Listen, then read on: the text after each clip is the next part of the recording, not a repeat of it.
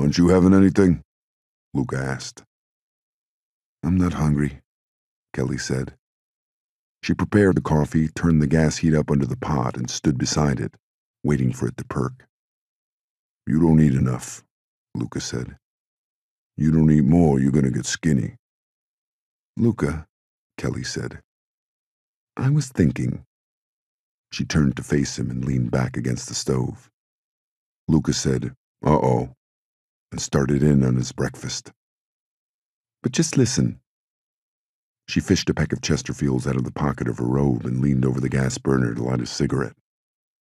I've just been thinking, she said, exhaling a stream of smoke into the window light. Everybody knows there's nobody tougher than you in the whole city. Not even Mariposa, though sure he's too big. He runs the whole city practically. Luca stopped eating.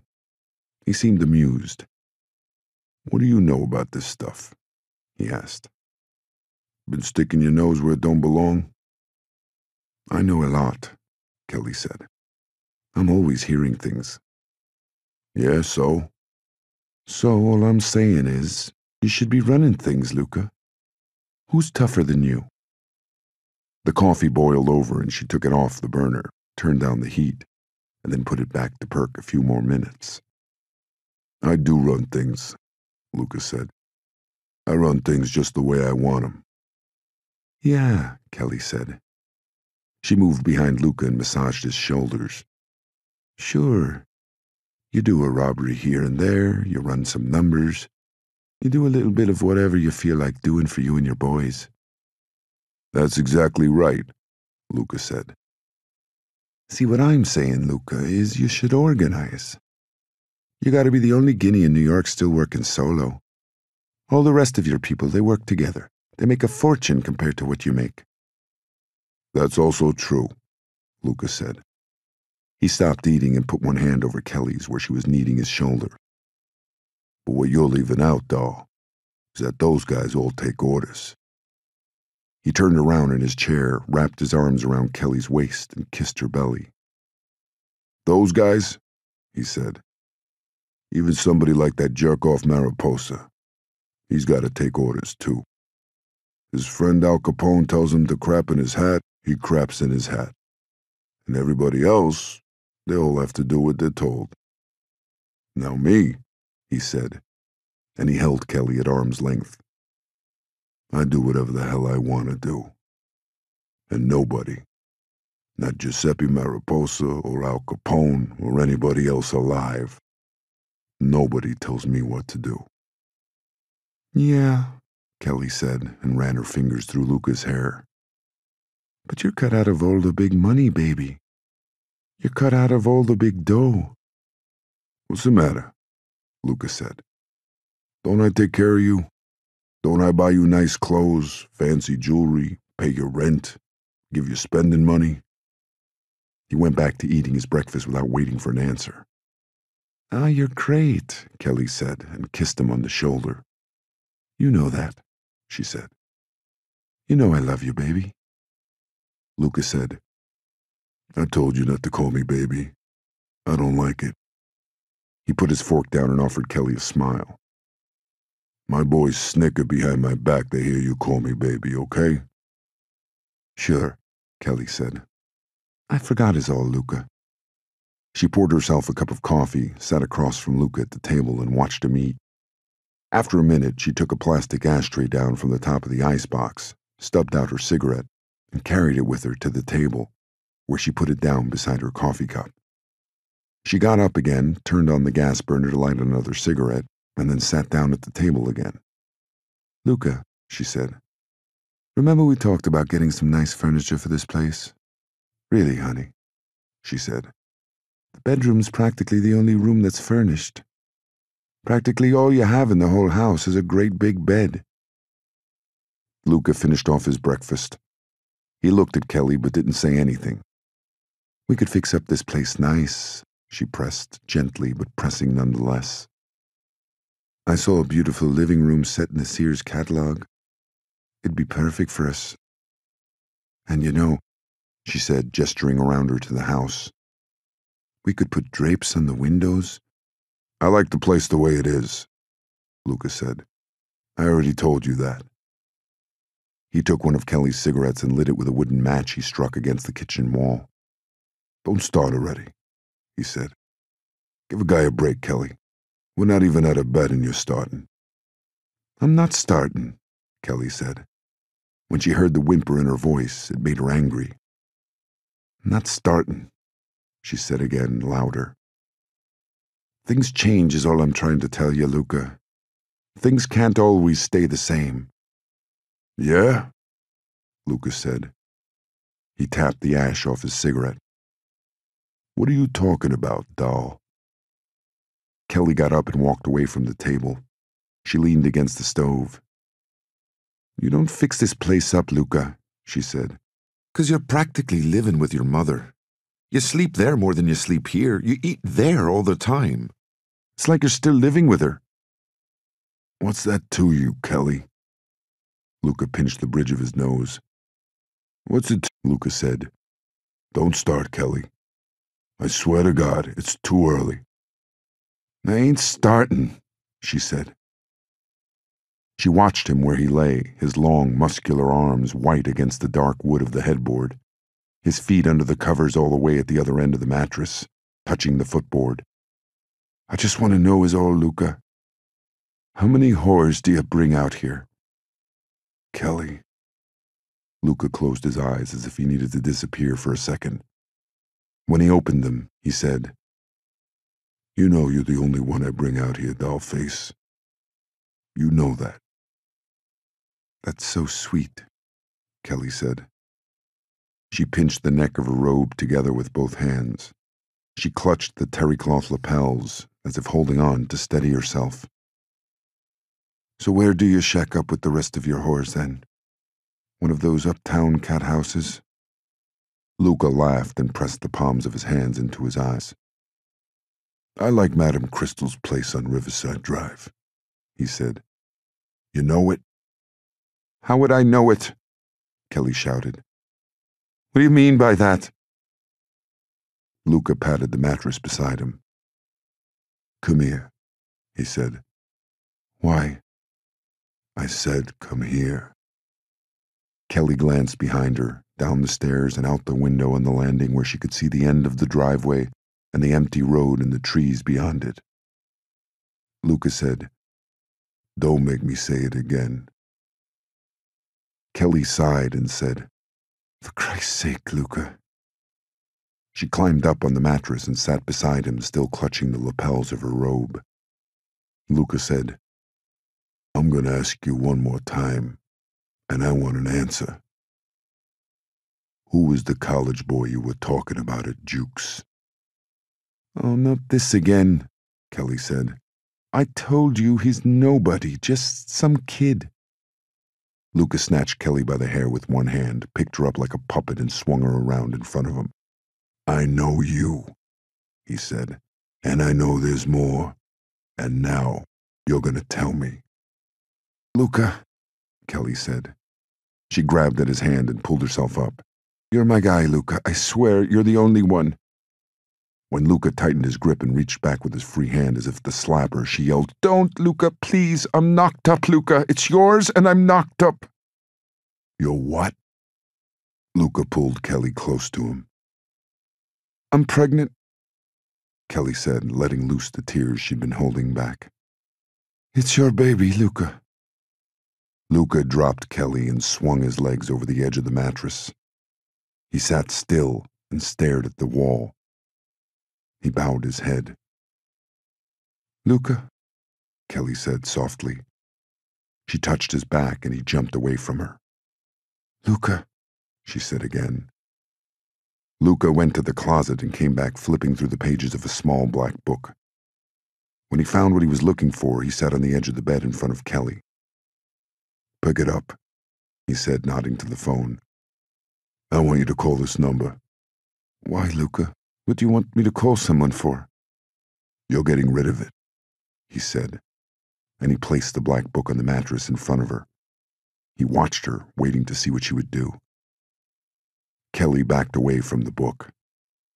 No, she said. I can't do that, Luca. We'd both go to hell. I can't. You stupid gash, Luca said. We're both going to hell anyway. He took the phone from the night table and dropped it on the mattress at Kelly's knees. The mouthpiece fell off its hook and he put it back in place. He picked up the phone and held it in front of her. Dial the number, he said. When Kelly shook her head, he threw the phone at her. Kelly screamed more out of fear than pain. She backed away. I'm not going to do that, she yelled, perched at the edge of the mattress. Luca put the phone back on the night table. You're getting rid of it, he said to her calmly across the mattress. I'm not, Kelly screamed, kneeling, thrusting herself toward him. You're not? Luca said. He leapt onto the bed and knocked Kelly off the mattress and onto the floor. Kelly scuttled into a corner and yelled, I'm not, Luca! Fuck you! I'm not gonna do it! Luca picked her up, one hand under her legs and the other under her shoulders. He ignored her as she beat at his chest and face. He carried her to the stairs and tossed her down. From the bottom of the landing, Kelly screamed a litany of curses. She wasn't hurt. She'd hit her head on a post and both her knees stung, but she knew she wasn't really hurt. She yelled up the stairs, You're a miserable guinea bastard, Luca! Luca nodded as he watched her on the landing with the window at her back. His face was so dark he looked like someone different altogether. Downstairs, the furnace roared again, and the whole house shook. You want to know about that college boy? Kelly said. Her robe had fallen open and she pulled herself to her feet, wrapped the robe around her tightly and tied the belt in a neat bow. He's Tom Hagen, Kelly said. You know who that is? Luca didn't say anything. He watched her and waited. That's Vito Corleone's son, she said. And I let him screw me, even after I knew I was carrying your baby. What do you think of that, Luca? Luca only nodded. What are you going to do now? She asked, and she took a step toward him on the stairs. You know who the Corleones are, don't you, Luca? All you Dago goons know each other, right? So what are you going to do now? She asked. You going to kill me? Eileen lifted the bedsheet and looked under it. My God, Sonny, she said. They ought to build a shrine to that thing. Sonny played with Eileen's hair where it fell to her bare shoulder. He liked the feel of her hair, the fineness of it between his fingers. They were in her bed late on a blustery autumn afternoon. Sunlight came in through the slatted blinds of a window over the headboard in a straight line and tinted the room red. Caitlin was with her grandmother, where she spent every Wednesday through to dinner time. Eileen had closed the bakery an hour early. Sonny said, Some of the kids in school used to call me the Whip. The Whip, did they? Yeah, Sonny said. You know, in the locker room, after gym, they'd... Sure, I get the picture, Eileen said. You don't need to explain. Sonny put his arm around Eileen's waist and pulled her to him. He nuzzled in her hair and kissed the top of her head. Eileen laid her head on his chest. She was quiet a while, and then she picked up where she'd left off. Really, Sonny, she said, we should take a picture of it. When I tell my girlfriends, they'll think I'm the dirtiest liar in all of New York City. Stop it, Sonny said. We both know you're not telling nobody nothing. That's true, Eileen said. She added wistfully, but I'd like to. Sonny pulled her hair back off her face so that he could see her eyes. No, you wouldn't, he said. You like secrets. Eileen thought about that and said, True again. I suppose I'm not about to tell anyone I'm shacking up with my kid brother's best friend. Sonny asked, Are you worried about your reputation? Eileen shifted her weight and turned her head so that her cheek pressed against Sonny's chest and line of curly hair that spread from breast to breast like wings. On her dresser, a framed picture of Jimmy and Caitlin lay face down. She always turned the picture down when she was with Sonny, and it never helped. On the other side of the black cardboard, Jimmy Gibson has just tossed his daughter in the air. His arms are outstretched as he looks up to Caitlin's delighted face and waits eternally for her to return to his arms. "I suppose I am worried about my reputation," she said. "Your being 17 wouldn't look good, but even worse than that, you're a dago." "You don't seem to mind." "I don't," Eileen said, "but the rest of my family is not so open-minded." "How come some of you mix have it in for Italians so bad? You Italians don't have any great love for the Irish now, do you?" "That's different," Sonny said. He put his arms around her waist and pulled her closer. "We knock heads with you," he added, "but we don't hate you like you scum. Some of you Irish, you act like Italians are dirt." "Oh," Eileen asked, "are we getting serious now?" "A little," Sonny answered. Eileen gave the question a moment's thought. The bedroom door was closed and locked, and on the back of it, Sonny's jacket and cap hung from the top hook. Her work clothes hung from the bottom hook. She stared at the drab blouse and skirt, and through the closed door to the kitchen beyond, and beyond the kitchen to the red brick walls of the apartment house, where she could hear Mrs. Fallon out on the fire escape beating a rug or a mattress, the thap-thap of a blunt object striking something soft. "I suppose," she said, "to lots of the Irish, you're not white now, are you? They think of you like they think of the colored, like you're not the same race as the rest of us." "Do you think that?" Sonny asked. "Do you think we're not the same race?" "What do I care about such things?" Eileen said. "I'm sleeping with you, aren't I?" She lifted the sheet and looked under it again. "But you are a monster, Sonny," she said. "My God!" Sonny pushed Eileen onto her back and hovered over her.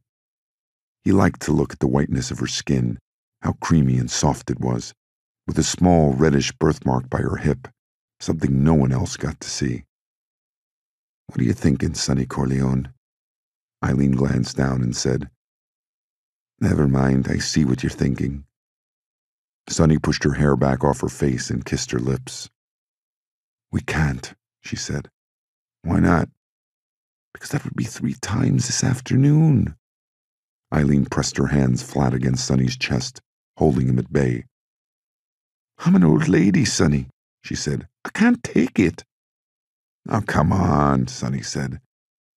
He kissed her again and nuzzled at her breasts. "I can't," Eileen said. "Stop, I'll be walking funny for days as is. People notice." When Sonny didn't stop, she sighed, kissed him once, a perfunctory kiss on the cheek, and wiggled out from under him. "Besides, it's too late." She got up from the bed, found a slip in a dresser drawer, and threw it on. "Cork might come around," she added. She gestured for Sonny to get out of the bed. "Cork doesn't come around in the afternoons." Sonny fluffed the pillow under his head and folded his hands over his stomach. "But he might," Eileen said, "and then we'd both be in trouble."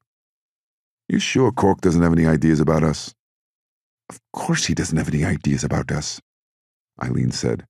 "Are you mad, Sonny? Bobby Corcoran is an Irishman, and I'm his sainted sister. He doesn't believe I have sex at all." She kicked the mattress. "Get up and get yourself dressed. I have to bathe and go get Caitlin before 6. She checked her watch on the dresser. "Good Lord," she said. "It's already 5:30. "Ah, nuts," Sonny said. He got up, found his pile of clothes by the side of the bed, and started to dress. "It's too bad you're such an old lady." He zipped up his pants and got into his undershirt. "Otherwise," he added, "I might get serious about you." Eileen took Sonny's jacket and cap from the door. She folded 6. Tomasino Cinquemani scratched his ribs with one hand and pawed a tumbler of whiskey with the other. It was late, past 3 in the morning, and he was in a booth across from Giuseppe Mariposa, Emilio Barzini, and Tony Rosato. Emilio's and Tony's younger brothers, Ettore and Carmine, guys still in their 20s, were squeezed into the booth alongside Tomasino. Frankie Pentangeli, in his 40s, straddled a chair facing the table with his arms folded over the backrest. They were at Chez Hollywood, one of Philip Tattaglia's clubs in Midtown Manhattan. The place was huge, with potted palm trees and ferns spread across a massive dance floor. Their booth was one of several lined up against a wall, at a right angle to the bandstand, where a few musicians and a canary were talking as the musicians took their time packing up instruments. The canary wore a red sequined gown with a neckline that plunged toward her navel. She had marcelled platinum blonde hair and dark, smoky eyes. Giuseppe was telling stories to the table, and every once in a while he'd stop and stare a minute at the girl, who looked like she might not even be in her 20s yet. Mariposa was dapper as always in a rose-colored dress shirt with a white collar and a gold stick pin instead of a tie. His hair was parted in the middle and snow-white in contrast to a black jacket and vest. He was slim and in his early 60s, though he looked younger. Tomasino was 54, a hairy, lumbering hulk who gave the appearance of a dressed-up ape. Alongside him, Ettore and Carmine were a couple of skinny kids. Frankie Pentangeli leaned forward over the table. Balding and round-faced, with bushy eyebrows and a mustache that covered his top lip, he had a voice that sounded like it originated in a gravel pit. "Hey, Tomasino," he said. He opened his mouth and pointed to one of his back teeth. "I think I got a cavity back here." The table broke into laughter. "You want me to fix it for you?" Tomasino said. "You tell me when."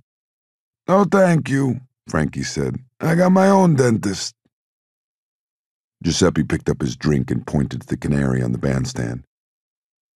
"You think I should take that one home with me tonight?" he asked, speaking to the whole table. Frankie twisted around to get a look. "I think maybe I need a back rub," Giuseppe said. He massaged one of his shoulders. "I'm a little sore right here," he added, drawing laughs. Emilio said, "The boyfriend won't like it." With one hand, he played with a tumbler of bourbon, which he'd been nursing for an hour, and with the other, he tugged at his wing collar and straightened out a black bow tie. He was a handsome man with dark hair he wore brushed back off his forehead in a pompadour. Giuseppe asked, "Which one's the boyfriend?" "The little guy," Carmine Rosado said. "The guy with the clarinet." "Huh." Mariposa watched the clarinet player and then turned abruptly to face Emilio. "What are we doing about this Corleone business?" he asked. Emilio said, "I sent a couple of my boys to talk to Clemenza, and still we got another shipment jacked." Mariposa gripped his whiskey glass as if he might throw it at someone. "They swear they have nothing to do with it," Emilio said. He sipped his bourbon, looking over the glass at Mariposa. "It's either Clemenza or else Vito himself. There's gotta be one of them," Giuseppe said. "Who else?" Frankie said, "Hey, Joe, don't you listen to our paisan running for mayor? Crime's rampant in the city." He drew a laugh from Tomasino. Mariposa looked at Tomasino and back to Frankie. He smiled and then laughed. "Fiorella LaGuardia," he said. "That fat Neapolitan pig can kiss my Sicilian ass." He pushed his drink away. "When I'm finished with Lacanti, I'm going after that smooth-talking piece of shit Corleone." He paused and looked around the table. "I'm taking care of Corleone and Clemenza now, before they get big enough to cause me serious trouble." Mariposa blinked and then blinked again, which was something he did when he was nervous or angry. "They're buying up cops and judges like there's a fire sale. An organization like that's got plans." He shook his head. "Those plans aren't gonna pan out." "Ettore, I know where I could find Luca Brazzi," he said, and then stopped and put his hand over his heart as if something had suddenly pained him. "Agita," he said to the others who were watching him. "I know some birds did business with him," he went on. "You want me to? I'll go talk to him." Mariposa eyed Tomasino for a moment and then turned to Emilio and Tony. "Corleone and Clemenza and Genco Abandando. I'm gonna get them all now while they're still easy to get. A lot of their income comes from things other than hooch. and that's going to make them a problem after repeal. He shook his head again, meaning that's not how things were going to turn out. I want their businesses, including Vito's olive oil business, he said. When this crap with Lacanti is over, they're next. He turned to Frankie Pentangeli. You know Vito. You work with him coming up, no? Frankie closed his eyes and turned his head slightly, a gesture that admitted to knowing Vito but equivocated. Sure I know Vito, he said. Do you have any problem with this? Vito's an arrogant son of a bitch. He's stuck up like he's better than the rest of us. Stupid bastard thinks he's the Italian Vanderbilt or some such baloney. Frankie stirred his drink with his finger. I got no use for him. Good. Mariposa slapped the table, closing the subject. He turned to Tomasino. Go visit this evil son of a bitch, Luca Brazzi, he said. But take a couple of the boys with you. I don't like the stories I hear about this bastardo. Tomasino pulled at his collar and dug down to scratch at the straps of his undershirt. I'll take care of it, he said. Giuseppe pointed at Carmine Nettore. See this? He said. You boys can learn something. He poured himself a fresh drink from a bottle of Canadian whiskey. Emilio, he said, do me a favor. We'll have a little. Donnie O'Rourke waited under the green awning of Patty's bar while a sudden downpour washed over the sidewalk and a little river of rainwater rushed along the curb and cascaded into a sewer that was rapidly getting clogged with newspapers and trash. He took off his derby and brushed away beads of water. Across the street, two older women with brown paper bags in their arms were chatting in an open doorway, while a child ran up and down the stairs behind them. One of the women looked in his direction and then quickly looked away. The sun, which had been shining a few minutes earlier, looked like it would make a triumphant return once the storm clouds passed. When he saw his younger brother turn the corner and approach at a jog under a black umbrella, Donnie put his hands on his hips and turned to face him. He said, "You'll be late to your own funeral," as soon as his brother was out of the rain and under the awning. Willie O'Rourke closed up the umbrella and shook it off. He was an inch or so shorter than his brother and as thin and frail as Donnie was thick and brawny. Willie'd been sickly as a child and a young man, and only now, in his early 30s, had he come into relatively good health, though he was still prone to catching whatever illness was going around, and there was always something going around. Donnie was 7 years older than Willie, as much a father to him as a brother, and to their youngest brother, Sean, too, who was still in his 20s. Their parents were drunks who had made the children's lives miserable until Donnie put an end to the beatings and abuse when he turned 15 and gave his father a shellacking that landed the old man in the hospital overnight. After that, there was never any question about who ran things in the house. Neither Sean nor Kelly, the baby of the family, had ever gone to bed bruised and hungry, something that had been common for Donnie and Willie. Willie said, "I had to go back for the umbrella, didn't I? You know how easily I take cold." He closed up the umbrella and hooked it over his arm. Behind them, Sean came out of Patty's with a big smile on his face. The boy was always smiling. He was the only handsome one of the three of them, having inherited his mother's good looks. "You'd better get in there," he said to Donnie. "Rick Donnelly and Cord Gibson are about to kill each other over something or other that happened 20 years ago. Jesus," he added, "if you don't get in there soon, the shooting's bound to start." "We're coming," Donnie said. "Go pour everyone another round." "Sure," Sean said. "That's just what they need, another round of drinks." He disappeared into the bar. The O'Rourke brothers, Donnie and Willie, were famous teetotalers. Sean took a drink now and then, but nothing more. Kelly, however, inherited her parents' disposition toward liquor, and Donnie and his brothers had never been able to do a thing about it. She'd been beyond anyone's control since she turned into a beauty by the age of 16. "I'll do all the talking," Donnie said. "And when's that ever been different?" "Are you healed?" "Sure," Willie said, and he touched the gun he was carrying snug under his jacket. "You thinking I'll need it?" No, Donnie said. Just for safety's sake. I still think you're out of your mind. You're hell-bent to get us all killed is what I think. Never mind what you think, Donnie said. Once inside Patty's, Donnie pulled down green shades over plate glass windows and locked the door, while Willie joined the others at the bar. Rick Donnelly and Cor Gibson were laughing and patting each other on the back. Donnie watched as they clinked their beer mugs, sloshing foam over the rims, and downed their pints in a few swallows, followed by their own and the others' laughter. Whatever they'd been arguing about had been happily resolved to the relief of everyone, especially Rick's brother Billy, who was sitting across the bar. Rick, in his early 40s, was several years older than Billy, but they looked so alike they could have been mistaken as twins. Billy took his hand out of his jacket pocket and sipped his beer. Pete Murray and little Stevie Dwyer were seated in front of the bar, facing the mirrors and shelves of liquor, and then Cor Gibson, finished with Rick Donnelly, joined them and sat beside Murray. Pete was the old man among them at 50. An on-and-off dock worker all his life, he had arms like cannons. Little Stevie Dwyer, seated on the other side of Pete, looked like a choir boy in comparison. Between all of them, Cor Gibson best played the part of an Irish gangster. In his swank suit and spats, and with his black lacquered shillelagh, which he held by the knot at the top of it, like a gentleman's cane.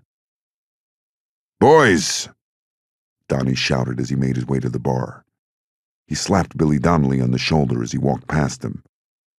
When he was behind the bar and facing everyone, he put his hands together as if in prayer and intoned solemnly, "We're all gathered together this day." When he got the roar of laughter he expected, he took the moment to draw himself a pint of beer. "Father O'Rourke," Cor Gibson said, and he tapped his shillelagh on the bar top. "Will you be delivering a speech to us now, Father?" "No speeches," Donnie said, and he took a small sip of beer. Everyone knew he didn't drink, but they seemed to appreciate the gesture of camaraderie offered by his holding a mug in his hand and pretending. "Listen, boys," he said. "I didn't ask all you birds to take time out of your busy day and pay me a visit here at Patty's because I want money from you. So you should know that to begin with." "Then what are we doing here?" Cor asked. "Don't tell me you're running for city alderman now, Donnie." They looked down at their beers or blankly back at Donnie. "Listen," Donnie said, all the speech-making vanished from him. "We've let Luca Brazzi and Pete Clemenza and the rest of those Dagos come into our neighborhoods and take over the policy business, the gambling, the women, the booze, everything. They did it by busting heads and putting a few guys in the ground like Terry O'Banion and Digger McLean, and the rest of us stood for it. We didn't want a bloodbath, and we figured we could still make a good living, but I tell you, these guineas won't be satisfied till they're running every fucking thing in the whole city. What I'm saying is, all we got to do to keep our piece of the action is quit lying down and show 'em we're willing to fight." Donnie paused before he spoke again into the silence. "My brothers and I plan to take on Luca Brasi and his boys. We're set on it," he said, and he placed his beer mug down on the bar. Cor Gibson tapped his shillelagh on the floor twice, and when everyone looked in his direction, he gestured toward Donnie. "It's not just Brasi and Clemenza," he said, "or even Vito Corleone. It's Mariposa, and the Rosatos, and the Barzinis, all the way to that pig Al Capone in Chicago. There's a veritable army of these wops, Donnie. That's the heart of the thing." "I'm not saying we take on the whole syndicate," Donnie answered. He leaned back and rested his elbows on the shelves of liquor, as if he were getting ready to have a long discussion. "At least, not yet," he said. "Well, we got no real organization. What I am saying is, my brothers and I want Luca Brasi. We want his policy business specifically. We want his runners working for us, and we're taking over his bank." "But the problem is," Pete Murray said, looking up from his drink, "that Luca Brasi has Giuseppe Mariposa behind him. You tangle with Brassy, you have to tangle with Mariposa, and if you tangle with Mariposa, then, like Cor said, you have to deal with the Rosatos and the Barzinis and Cinquemani and all the rest of them. But Brassy don't have Mariposa behind him, Willie shouted, leaning over the bar toward Murray. That's the thing, he said. He doesn't have a soul behind him. Donnie didn't look at Willie. He waited until his brother was done, and then he spoke as if Willie hadn't said a word. We hear Brassy's on his own, he said. He don't have Mariposa or anybody else backing him.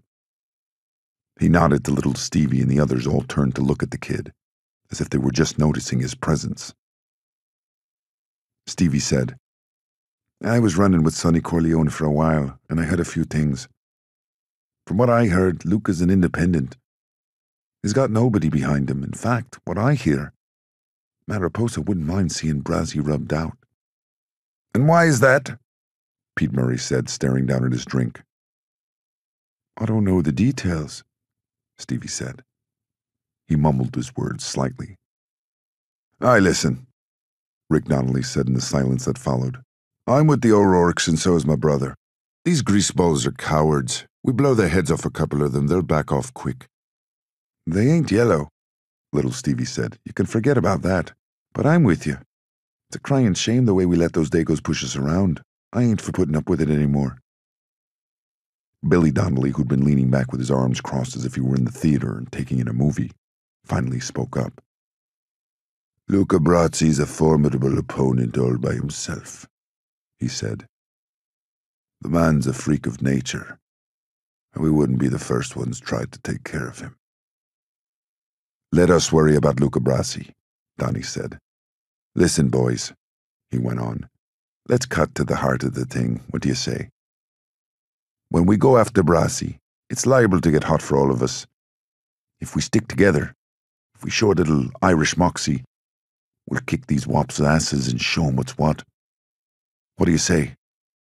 Are me and my brothers in this alone? Or are you boys behind us? I'm behind you, little Stevie said without hesitation. We're with you, Rick Donnelly said for himself and his brother. He spoke clearly and evenly, if not with a lot of enthusiasm. Sure, Cor Gibson said. Hell if I ever back down from a fight. Pete Murray was still looking down at his mug of beer, and the others all turned to him and waited. When the silence went on too long, 7. Donnie peered down over the edge of a flat tar paper roof into a narrow alleyway that separated Luca Brazzi's building from the smaller warehouse behind it.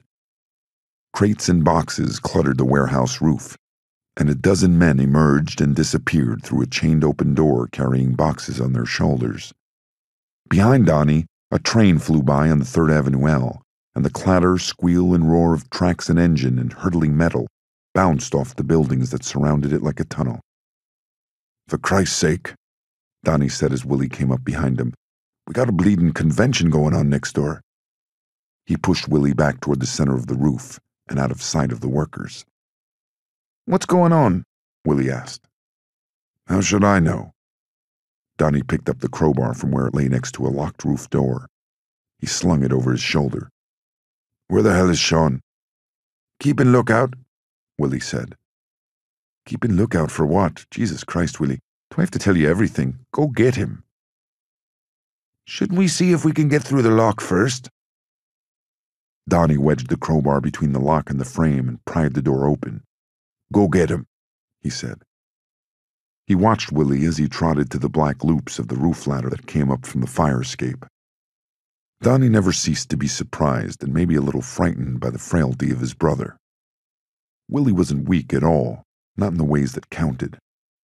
In the ways that counted, maybe he was the toughest of the brothers. It wasn't that nothing scared him. Maybe, Donnie thought, he scared even easier than Sean. He had a good Irish temper, though, one that was slow to ignite but fiery when it did. Willie wouldn't back down from nothing or nobody, and he fought his own battles. How many times had Willie come home from school beaten up, doing everything to hide it so that Donnie wouldn't find out, kick in the teeth of whoever had delivered the beating? Now Donnie watched his brother kneel on the roof and look down the ladder, and he worried a stiff wind might come up and blow him away.